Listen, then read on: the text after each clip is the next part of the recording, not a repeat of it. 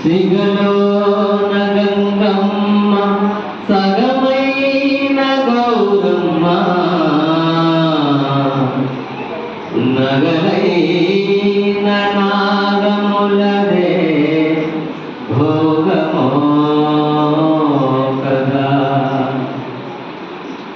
గగనాన ధగధగా వెలిగేటి చంద్రుడు నీ శిగన పాగా వేయుటదే యోగమో మరి నీ అక్షమున పుట్టి నీ వక్షమున చేరిన రుద్రాక్షల దత్తటి దండి భాగ్యమో మరి సంబరంగ ప్రాణములిచ్చి నీకు అంబరమైన కుజరపు జన్మమంత ధన్యమో మరి నే చేసుకున్న పుణ్యమంత నీ చెంత చేర్చగా నువ్వు పూసుకున్న భస్మమగుషే నా పంతమిక శివానందాశ్రమ స్థిర నివాసాయ అన్నపూర్ణా సహిత విశ్వనాథాయ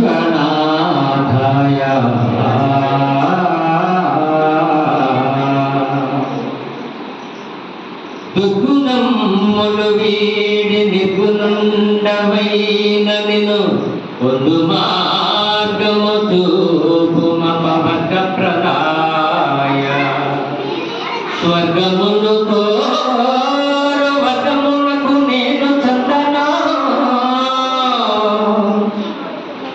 దుర్గముల ద్రోయకని దుర్గమునకు చేర్చుము ముగురు మూర్తుల నెల్ల దిగ్గజ దైవమే నీవనించి నీ దగ్గర చేర దోషిలోకి తినయ్యా ఎగ్గుసేయక నా భక్తి నీకు తెచ్చి ఇప్పుడే తగ్గ స్థానము నిచ్చేదాక నిన్నొగ్గనయ్యా అగ్గి కన్నుతో పగున బుక్కి చేసిన గాని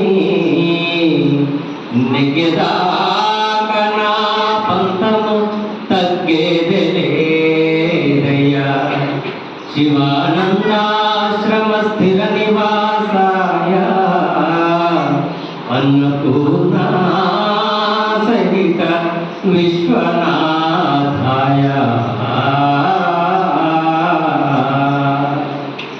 మిద్దె గద్దెలు సిద్ధుల సలొద్దు నాకు ఈ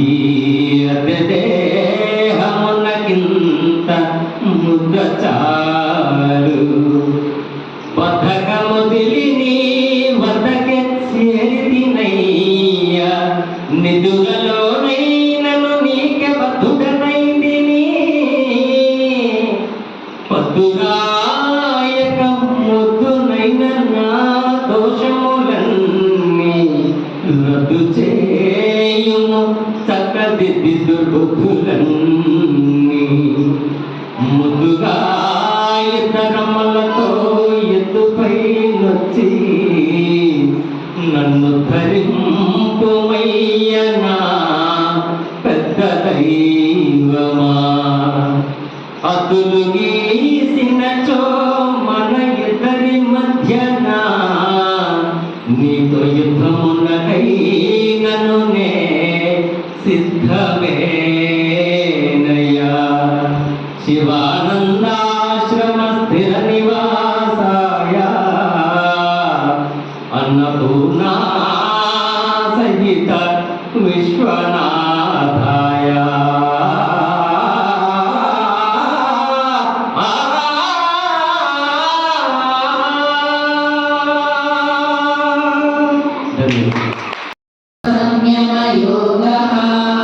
శ్రీ భగవానువాచ అనాశ్రిత కర్మ ఫలం కార్య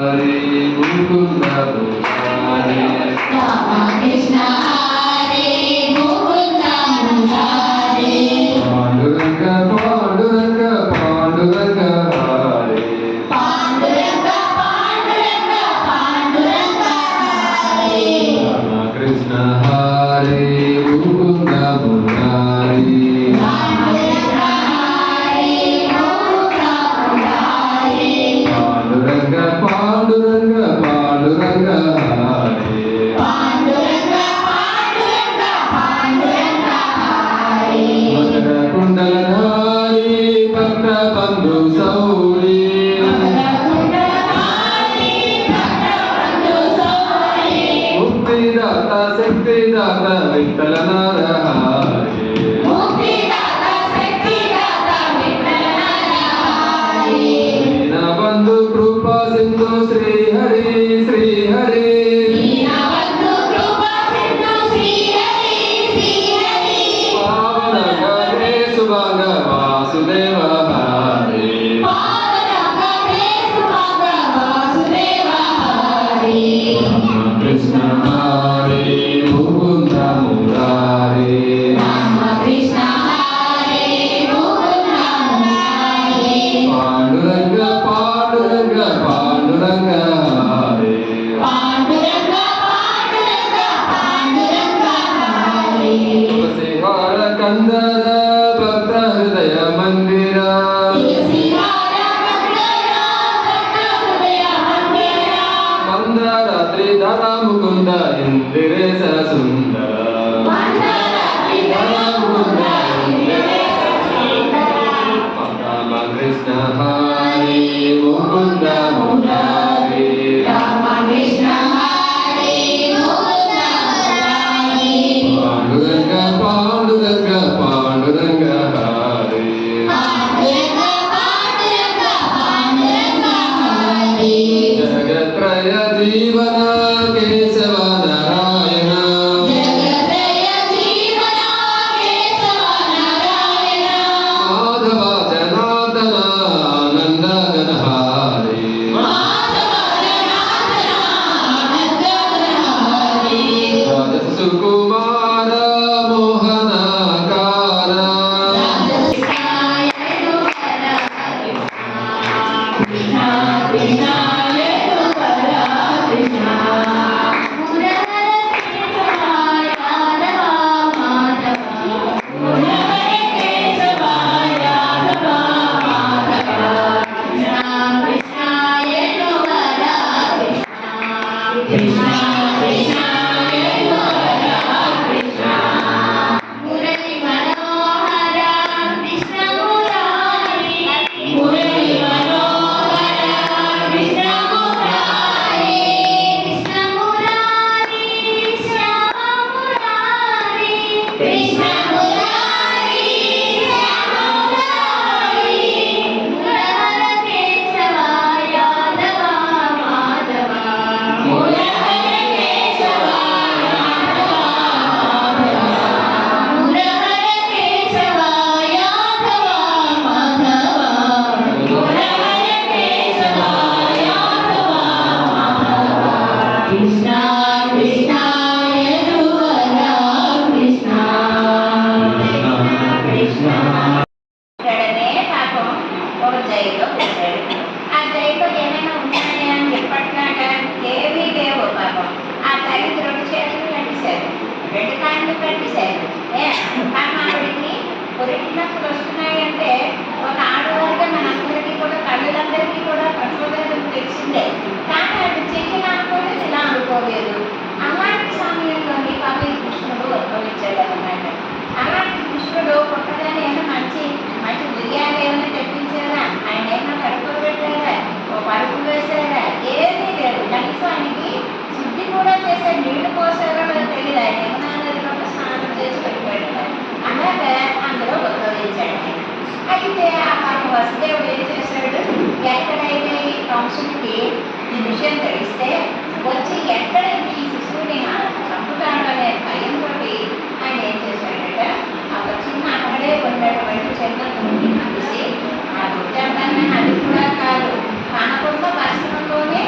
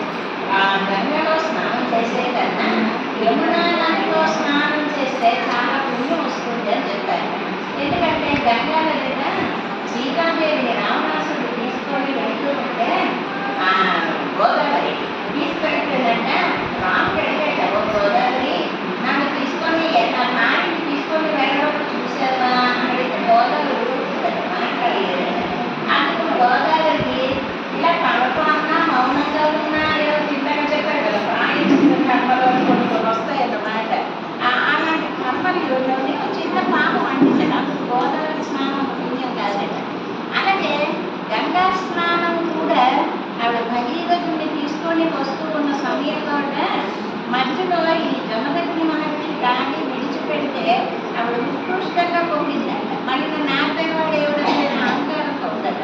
అందుకని గంగా స్నానం పవిత్రమైనది కానీ అంత పవిత్రం కాదండి. కానీ ఈ యమునా నది అత్యంత పవిత్రమైనటువంటి నది అట. ఎందుకంటే ఈవిడ అలాంటి పాప పుణ్యాలు ఏమీ లేవట. పుట్టడమే ఆవిడ సూర్యుడి పుత్రికగా పుట్టి ఆవిడ నిరంతరం కూడా ప్రవహిస్తూనే వెళ్ళిపోతుందట. సూర్యుడు ఎంత పవిత్రంగా ఆకాశంలో ఉన్న మనందరినీ కూడా ఉద్భవించి ఆరోగ్యంగా వచ్చి మనందరినీ కూడా శ్రేష్టమైనటువంటి ఆరోగ్య జీవనంలో పంపిస్తాడో ఆ విధంగా యమునా నదిలో స్నానం చేస్తే మనకు అంత ఆరోగ్యం కలుగుతుందట. అందుకే భగవత్ శంకరాచార్యులు గారు యమునాష్టకాన్ని రచించారనమాట. అది ఇంతవరకు మనకి ఎక్కడా బయటికి రాలేదు. ఆ యమునాష్టకం ఎక్కడా బయటికి రాలేదు. ఈనాటికి కూడా ఎవరైతే యమునాష్టకాన్ని చదువుతారో వాళ్ళకి ఏదైనా గొప్ప విపత్తు ఉంటే అనారోగ్య సమస్య ఉంటే తొలగిపోతుందని పెద్దలు చెప్తారన్నమాట. ఆ విధంగా యమునా నదిలోని అంత యమున వచ్చి కృష్ణుడికి స్నానం చేయించింది కాబట్టి యమునా నదికి అంత పవిత్రత వచ్చిందట. దీన్ని తిరుప్పావైలో ఆంధ్రాంతరికి చెప్తుందన్నమాట. అని చెప్తుందన్నమాట ఆవిడ. ఎందుకంటే స్వామి నువ్వు ఉత్తర మధురానగరంలో ఉన్నటువంటి యమునా నది తీరంలో ఉన్నావు. సూర్య పేరు నీరే చెప్తుందన్నమాట. పవిత్రమైనటువంటి తీరి కనిపించినటువంటి నీరు లేదు కాబట్టి కావేరీ దానంత ఒడ్డున కూర్చున్న యమునా నదిలో స్నానం చేసిన మనకి ఉన్న పాపాలన్నీ తొలగిపోతాయని చెప్తారు. ఆ విధంగా అలాంటి యమునా నది స్నానం చేస్తే అందులోంచి కృష్ణ పరమాత్మేమో ఆవలి ఒడ్డుకు వెళ్ళి నందగోకులలో ఉన్నాడట.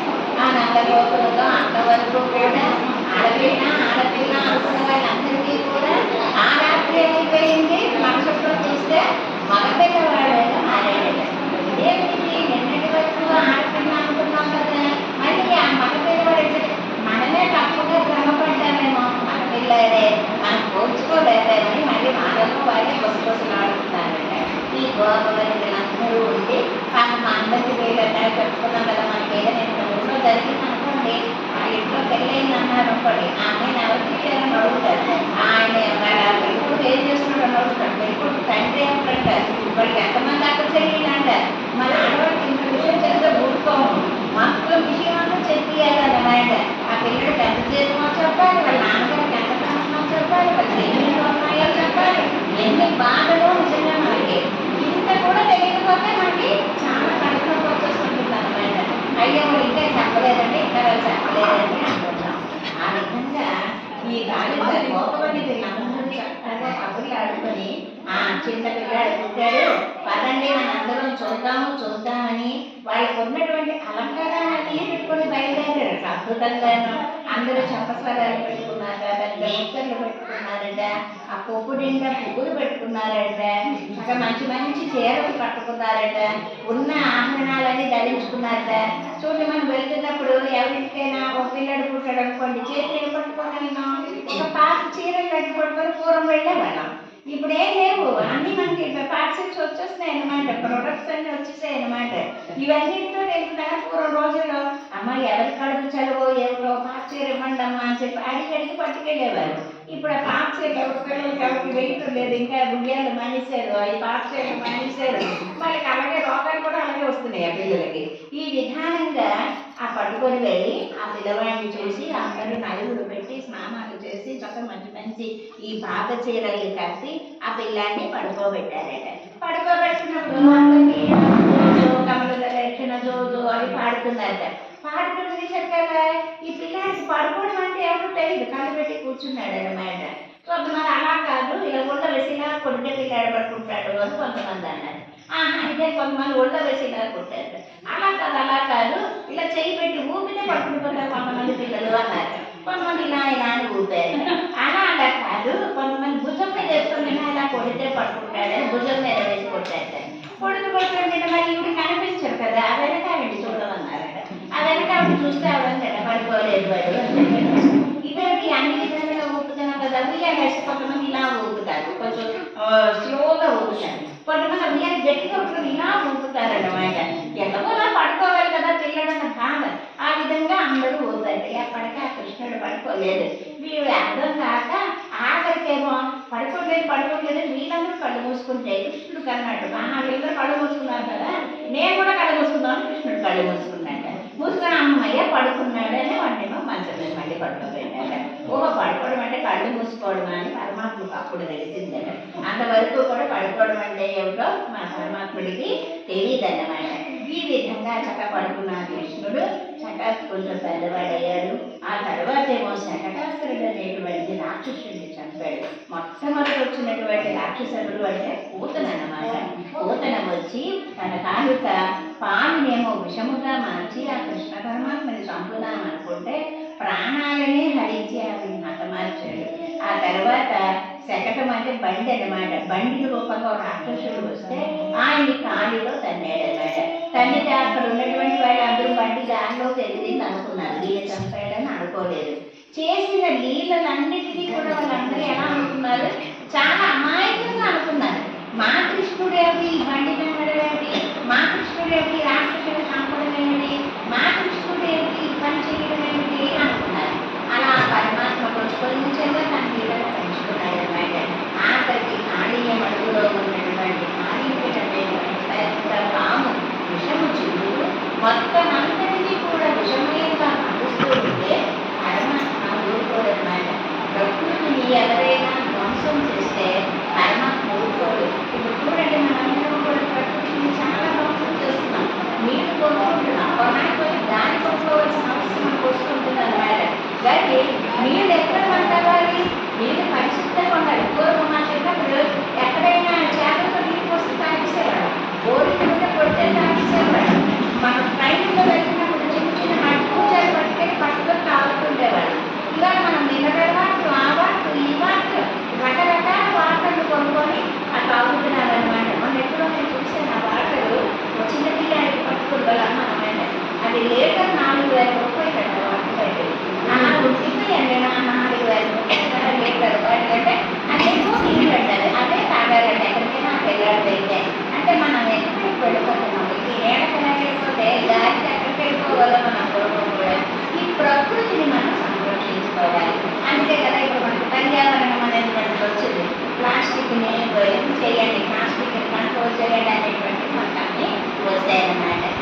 ఇక్కడ మనకి ఇటువైపు రాకపోతే మనకు అవును పెద్ద పెద్ద ఊళ్ళు, తిరుపతిలో చూడండి అనేక ఊళ్ళు మనం పెడుతుంటే అవి ఎక్కువ నీళ్ళలోకి వస్తున్నాయి. అలాగా కాళీకుల చెత్త కూడా కలుషితమైపోతే పరమాత్మ దాన్ని శుద్ధి చేయడానికని ఆ కాళీకుల్ని చంపడానికని అన్నమాట. ఇప్పుడు ఎంత బాగా వర్ణిస్తారో అన్నమాట కాళీకుడు అనేటువంటి ఘటనని మోహన్ గారు. ఆ యశోదట కృష్ణుడికి చక్కగా బెడవేసిందట. చెప్తారు కదా, పట్టుదట్టి సంఘటాయత్తులు సరికొబ్బలెత్తులు చేరికొలకు అని చక్కని అనిపించో పెట్టిందట. ఈ చెట్ల ముగ్గులు కట్టిందట. పిల్లలు నడుస్తుంటే కళ్ళని పట్టికి పెట్టిందట.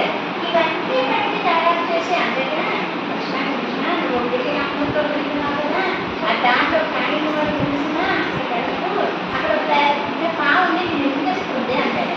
అంటే కృష్ణుడు అన్నట్టు అమ్మ అమ్మ ఆ పాము ఎంత ఉంటుంది అన్నట్ట. ఆయన ఆకాశం అంత పాము ఇంత నోరు నేను నిందిస్తే ఇంకా నువ్వు ఉండవు అని చెప్పేశాడు.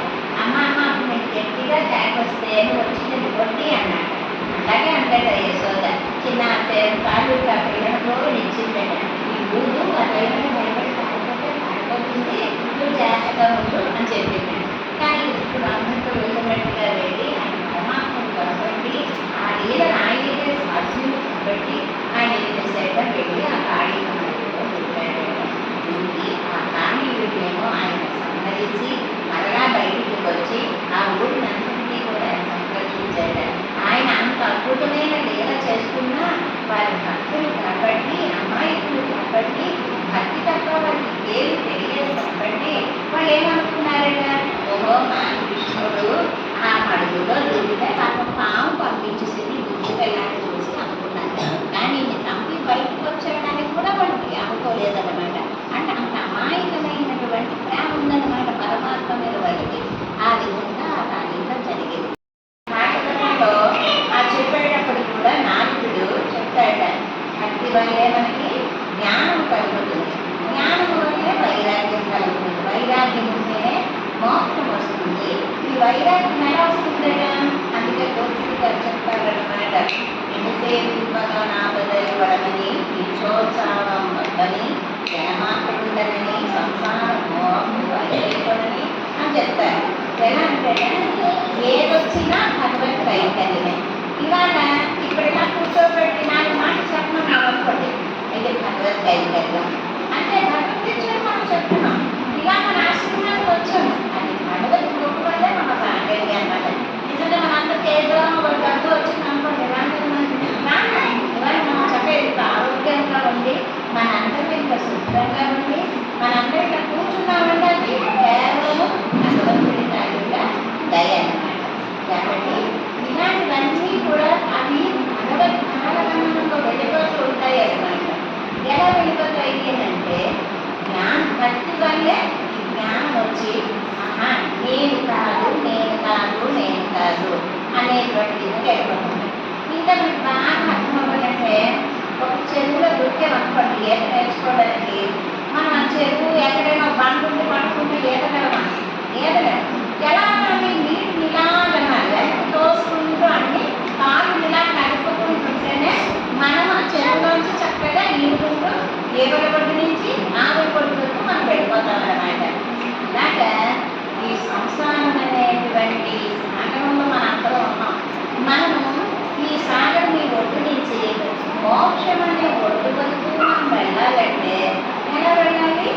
వైరాగ్యంగా మనం వెళ్ళాలంటే స్వామి ఏది నాది కాదు, మా ఏది నాది కాదు అన్నారు. ఇవాళ నేనే కానీ డాక్టరే కానీ స్వామి వారే కానీ ఒక శ్రీబాబే కానీ ఒక వారందలక్ష్మే కానీ ఎవరైనా సరే చిన్న పిల్లల నుంచి అంత పెద్దవాడి వరకు మనందరూ నిమిత్త మాత్రం కదా. సూర్యుడు కోడి తీయకపోతే తెల్లాటే వస్తుందట, ఒక పరిపూర్లో కోడి తెల్లాడకుండా పోతుందా? అర్థంగా వస్తుందా? దాని అజ్ఞానం అది. అంతేగాని మన వాళ్ళకి ఏమీ కాదు. మనకి ఎంత రుణానుబంధం ఉందో అంతే మనకి భగవంతంగా మనము వెళ్తూ ఉంటామంట. ఆ వెళ్ళే దగ్గరే మనకి జ్ఞానాన్ని మన అందరము సంపాదించుకోవాలన్నమాట. ఈ జ్ఞానం వచ్చినప్పుడే మనందరికీ కూడా వైరాగ్యం వస్తూ ఉంటుందన్నమాట. ఈ వైరాగ్యం వల్ల మనకి మోక్షం కలుగుతూ ఉంటుంది. దానికే మనందరూ ఏం తినాలి? మనకు ఉన్నటువంటి పెద్ద పెద్ద వారు చెప్పినటువంటి ఒక భాగవతం కానీ రామాయణం కానీ భారతం కానీ మనం వెళ్తూ ఉండాలట. పొద్దున్న మనందరం ఏమి తినాలట? ఉదయాన్నే కొట్టుకోవడం గురించి తినాలట. అదేంటంటే ఉదయం లాగానే మంచి పనులు చేయాలి కదా, మీరేమో కొట్టుకోవడం గురించి అంటున్నారండి అక్కడ. అంటే కొట్టుకునేది ఏంటి? రావడం అన్నమాట. అన్నదమ్ములు కొట్టుకున్నారు కదా, కురుక్షేత్రం యుద్ధం అయింది కదా, అందుకని ఆ కొట్టుకునే దాని గురించి తినాలి. పొద్దున్న పాఠాన్ని తినాలి. మధ్యాహ్నం ఏమిటి తినాలండి అంటే దొంగలించడం గురించి వినాలట. ఎవరిని దొంగలించారంటే సీతాదేవి నీ నాన్న అసలు పట్టుకెళ్ళిపోయాడు కదా, అలాంటి స్త్రీలను దొంగలించడం గురించి వినాలట. మధ్యాహ్నం అంటే రామాయణం వినాలి. సాయంత్రం ఏమిటి తినాలట? దొంగవాడి గురించి తినాలండి అన్నారు. ఈ దొంగవాడు ఎవరు? కృష్ణుడు అన్నవాడు. ఆయన ఎన్ని దొంగతనాలు చేశాడు కదా. ఓ వెన్నలు పట్టుకుపోయాడు, చీరలు పట్టుకుపోయాడు, ఎవరిని పడితే వాళ్ళని అన్నీ ఆయన ఇంకా చేయలేదన్నమాట. అన్ని పనులు చేసిన దొంగవాడు ఎవరంటే ముందు మన శ్రీకృష్ణ పరమాత్ముడు అన్నమాట. అలాగా ఈ మూడింటి గురించి మనం తినాలి. ఉదయం అంటే భారతం తినడం వల్ల మనకి కుటుంబ వ్యవస్థ ఎలా ఉండాలి, మన చుట్టూ ఉన్నటువంటి సామాజికల్లో మన తాలూకా నియమాలు ఏమిటి, మనం ఎలా ఉండాలి అన్నది తెలుస్తుంది. అలాగే రామాయణం వినడం వల్ల మనకు ఒక స్నేహితుడు ఎలా ఉండాలి, ఒక తల్లిదండ్రులు ఎలా ఉండాలి, మనకి ఆపద వచ్చినప్పుడు మనం ఎలా మనం సంరక్షించుకోవాలి అన్నదంతా రామాయణంలో మనకు తెలుస్తుంది. భాగవతం వినడం వల్ల మనకి ఏం కలుగుతుందంటే శ్రద్ధ కలుగుతుందట.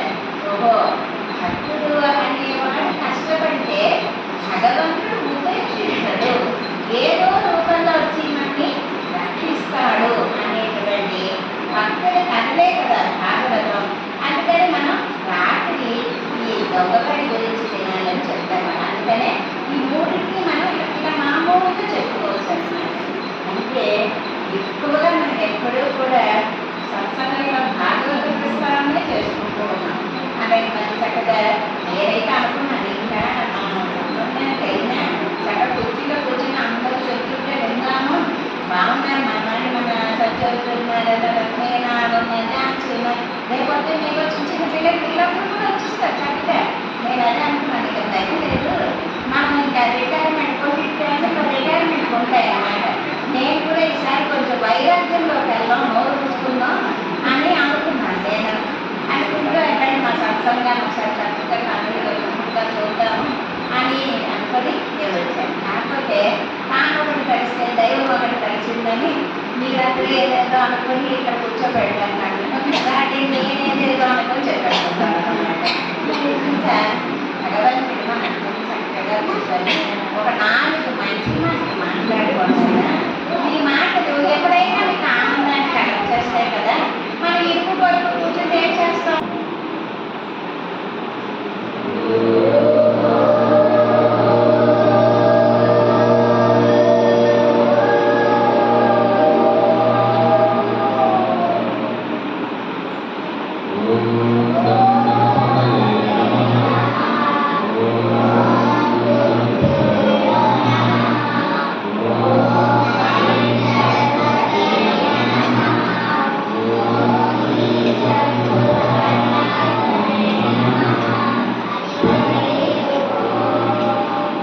ब्रह्मनिष्ठाय विद्महे सैलेन्द्राय धीमहि तन्नः शिवानन्दः प्रचोदयात्। ब्रह्मनिष्ठाय विद्महे सैलेन्द्राय धीमहि तन्नः शिवानन्दः प्रचोदयात्। ब्रह्मनिष्ठाय विद्महे संयमेन्द्राय धीमहि तन्नः शिवानन्दः प्रचोदयात्। ॐ श्रीगुरुभ्यो नमः। हरिः ॐ। हरे राम राम राम हरे हरे, हरे कृष्णा कृष्ण कृष्ण हरे हरे। हरे राम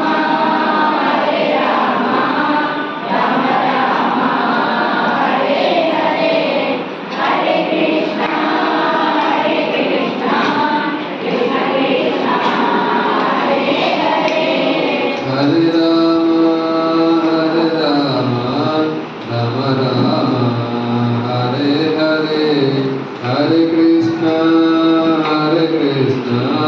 कृष्ण कृष्ण हरे हरे।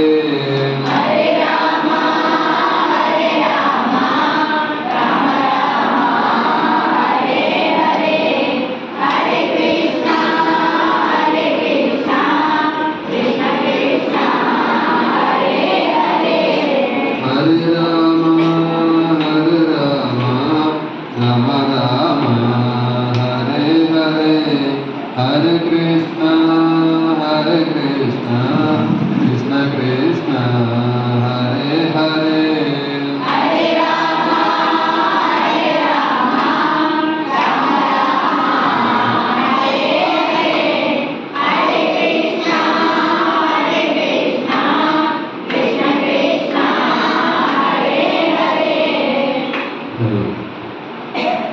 మన శివానంద ఆశ్రమంలో నెలకొన్నటువంటి అన్నపూర్ణ సహిత విశ్వనాథ భగవాన్ నా యొక్క హృదయపూర్వక సాష్టాంగ ప్రణామాలు సమర్పిస్తున్నాను. అలాగే మనం పూజ, భజన, సత్సంగం, ధ్యానం ఇవన్నీ నిర్వహించుకోవడానికి ఎదురుగా శ్రీ శివానంద ఆశ్రమాన్ని నెలకొల్పినటువంటి పూజ శ్రీ విష్ణు దాసానంద సరస్వతి స్వామి వారి పాదపద్మంలో నా హృదయపూర్వక సాష్టాంగ ప్రణామాలు తెలియజేస్తున్నాను.